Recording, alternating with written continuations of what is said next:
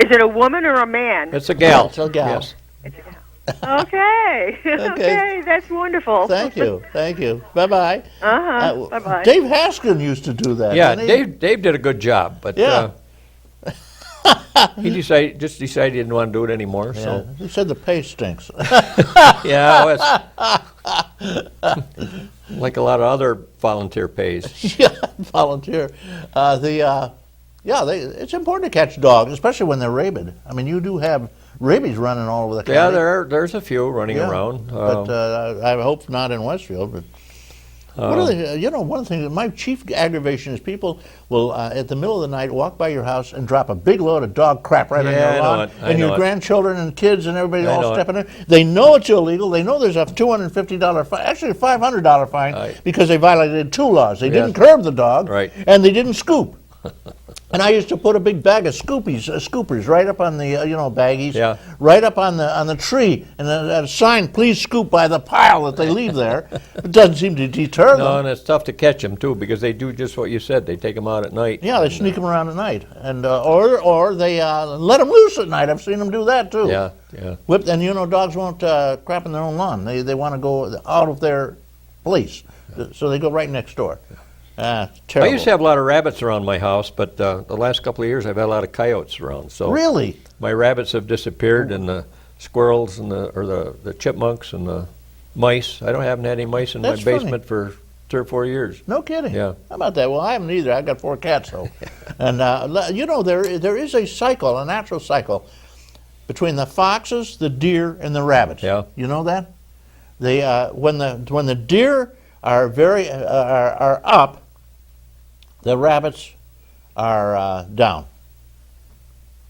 And the foxes are down also. There's a cycle. And they think it comes mostly from the fact that the deer trample a lot of small rabbits. Could be. But I don't know whether it's true or not, but there is a general cycle that follows right along.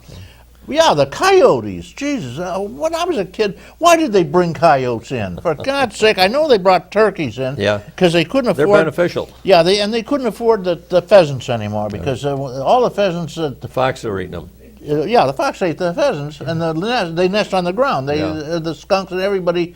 So you never had new pheasants, but they would stock thousands of them every year. Right. And then it became so expensive and so horrific and troublesome, they stopped doing it. Game clubs always used to do it. Yeah, the Westfield Fish and Game Club did. Yep, they did it for years and years and years and years. Now, speaking of that, I wanted to give a special thank you to somebody here. The Westfield Optic Studio, which is right in the, where Carlson's used to be? Yep. It's right in the middle of Main Street. Right from the red light, you go down about 10 stores, and there it is, from the main light. If you come out of Elm Street and drive across the street, you you'll drive run right in into your it. front window. You go right through the window, right. From the town hall, right. The village hall. Easton Hall. I wanted to thank somebody really special over there, and I'll give you her full name, Darlene Gilibersich.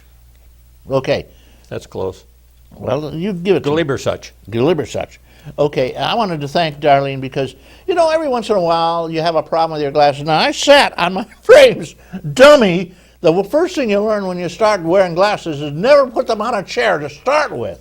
But I sat on them and did a number, so I sent in and got a new set of frames, and these are a very stylish frame. They have spring clips on them. They cost me $12, including shipping and handling. And now I had to transfer the frame, the lenses back into this frame, which is the same frame I had before. And Jack Bills, I want to thank you. During the fire department meeting, he spent a good part of the meeting working with a screwdriver, because I can't see the screws, and not to mention be able to screw them in. But we couldn't get one of them tight. The screw didn't work very well, so I took it in and asked her if she would do it. And Darlene was very kind and said, sure. And she fiddled around for about 10 seconds, and that was it. She's a master. And so if you need glasses, go over to the Westfield Optic Studio and ask for Darlene. She does. Incidentally, she's married to the preacher over to the Methodist Church. Yes. Yeah, good folks over there. Yep. So at any rate, thank you, Darlene. I appreciate that very much. And you have one up here on Senior Report. And anytime you want, we have some gifts for you. Just send us a stamped envelope, and I'll give you some nice gifts. All right, my friends, we are talking to Dave Carr. Dave Carr is the mayor of Westfield, and we have a bunch of calls. Should you want to say anything more? You want to talk to the caller? Get a call. Caller, good morning. Thank you for waiting. Well, good morning, Dave. morning. Good morning, Reed. This is Linda Spalding. Well, it's hi. Great, it's great to see the mayor of Westfield on the show. Well, we are Thank you. talking about small towns, and Westfield fits perfectly into that niche, you know? No, Westfield is a beautiful town. Isn't it, though? Thank Well, you. the nicest thing about Westfield is all those gorgeous trees that it has, I know it. which are now a big pain in the arse, right? Well, They're beginning to fall. they're getting old. That's Yeah. the problem. Just like you and I, they're getting Yeah. old and they're dying. Yeah. Got Hello? to be very careful of those things. Yeah. And also the beautiful antiques. You still have antiques in Westfield. Oh, yeah, there's about 20 antiques stores and shops and people selling them and all over Westfield. It's known for its antiques, just like over in Cuba, it's known for cheese. And the beautiful homes. Yeah, oh, yeah. Speaking of antiques, some of those homes are very old. Yes. You know who has the oldest home in Westfield, don't you? No, I don't. I do. You do? Yep, it was built in 1809. It's exactly 200 years old. Oh, my goodness. And I was told by the town historian, the village historian, God bless her, Yes, she does a good job. that it's the oldest home in Westfield still standing. Now, is that Billy Dibble? Yeah. Yeah. She told me that. Yeah, she used to have a column in the paper. Oh, yeah, I know she did. Yeah, well, of course, Billy passed away, and Yeah. Mary Bell B has taken her position. Yes. Place. But they keep running the other columns every once in a while, too. Hmm. Yeah. I used to travel in the bus with Maryville back when. Yeah. A lot of history there. Yeah, yeah. Well, I know it's a real old house because people came and wanted to dig out my cesspool. I said, "What?" I said, "Well, yeah." These two guys appeared in my porch with great big, long steel things and said, "Could we dig your cesspool?" I said, "What are you talking about?" He said, "Well, this is a very old house. We can tell by the construction Yeah. and the gables and everything." I said, "Really?" He said, "Yeah." And, I said, "Well, what do you guys do?" He said, "Well, actually, I'm a doctor and he's a pharmacist. But on the weekends, we dig out old cesspools, and because they find all kinds of wonderful things in them. Old bottles that are worth a lot of money. Did you know that the guy, well, let's put it this way, they get a lot of great stuff. Watches fall in, and lanterns fall in, and those little dolls would go in once in a while. They're ceramic dolls, and they're beautiful antiques that are hundreds of years old. Yes. And they still are good. So they dig them out. They found one, a huge one. I didn't even know it was there. It was under my lily patch. And it was approximately 12 feet by 12 feet by 8 feet deep, and it was all bricked. It was made up, there were bricks around it. You couldn't believe it. And they had a wonderful time there for 3 days digging that out. And they gave me some of the stuff. I still have it. Oh, it's so exciting to investigate the older homes of the Oh, property. sure. Especially their cesspools, apparently. Yes. Did you know that the old cesspools, they showed me, have a seed layer?